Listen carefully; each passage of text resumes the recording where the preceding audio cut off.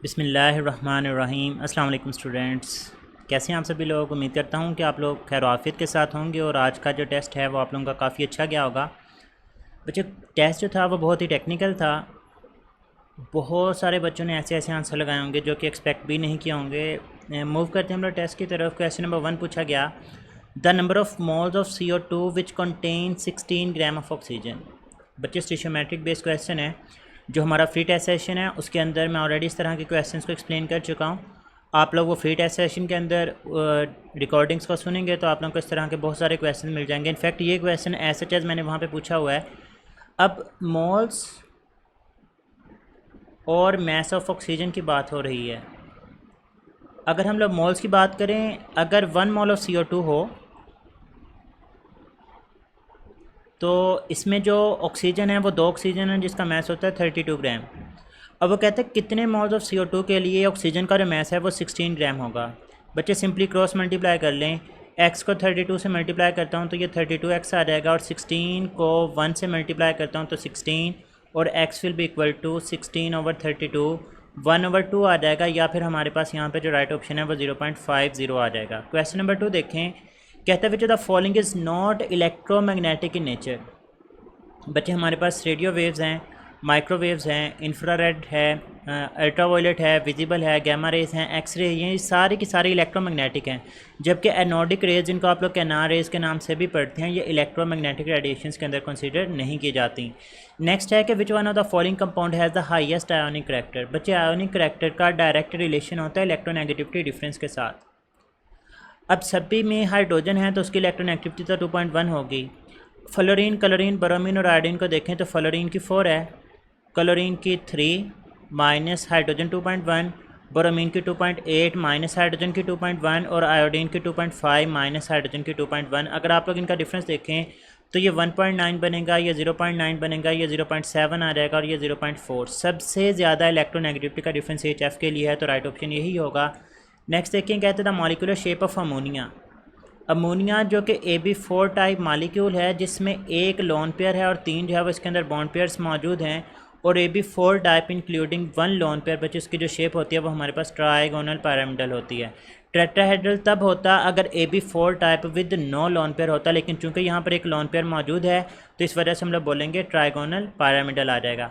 And to end overlapping of orbitals give rise to the formation of sigma bond. बच्चे, simple definition है, वो end to end का word use कर ले, वो हेड टू हेड ओवरलैपिंग का word use कर ले, या फिर वो एक्सियल ओवरलैपिंग का वर्ड यूज़ कर ले। सभी केसेस में आपके पास आंसर जो है वो सिग्मा बॉन्ड ही आएगा। नेक्स्ट है the unit of second order rate constant is. अब बच्चे, cm³ पर मोल पर सेकेंड, dm³ पर मोल पर मिनट, और मीटर क्यूब मोलैरिटी पर सेकेंड, ये सारे के सारे जो है वो हम लोग सेकेंड रेट कांस्टेंट के लिए यूज़ कर सकते हैं।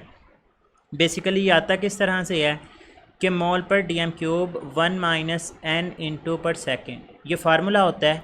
अब उन्होंने सेकेंड ऑर्डर दिया है तो n की जगह पे पुट करेंगे 2, तो 1 - 2 हमारे पास आ जाएगा -1, तो ये हमारे पास बन जाएगा मोल -1 dm +3 और पर सेकेंड। और इसी तरह से अगर आप लोग dm³ को cm³ में चेंज कर लें तो ये भी हो सकता है। इसी तरह से मीटर क्यूब पर मोल पर सेकेंड भी हो सकता है।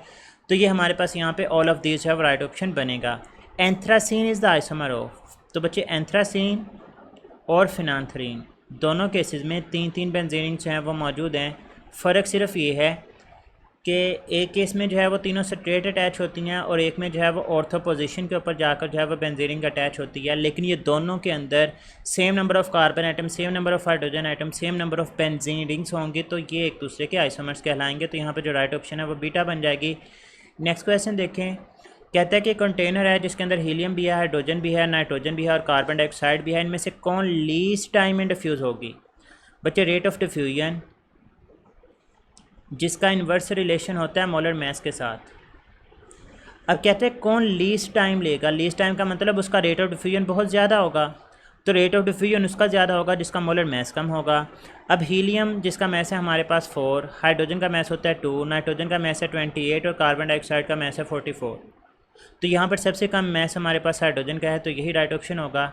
बच्चे, next question, I am damn sure about it के ऑलमोस्ट 99% बच्चे ऐसे होंगे जो इस क्वेश्चन का आंसर गलत लगा कर आए होंगे।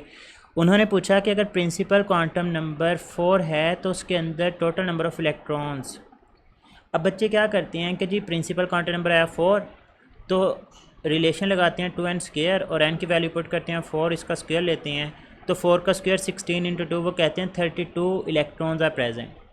बच्चे 32 इलेक्ट्रॉन्स प्रेजेंट हैं 4th शेल में, लेकिन उसने कहा कि total number of electrons in an atom will be, इसका मतलब उसमें पहले भी तो 3 शेल हैं तभी तो 4th शेल आया ना।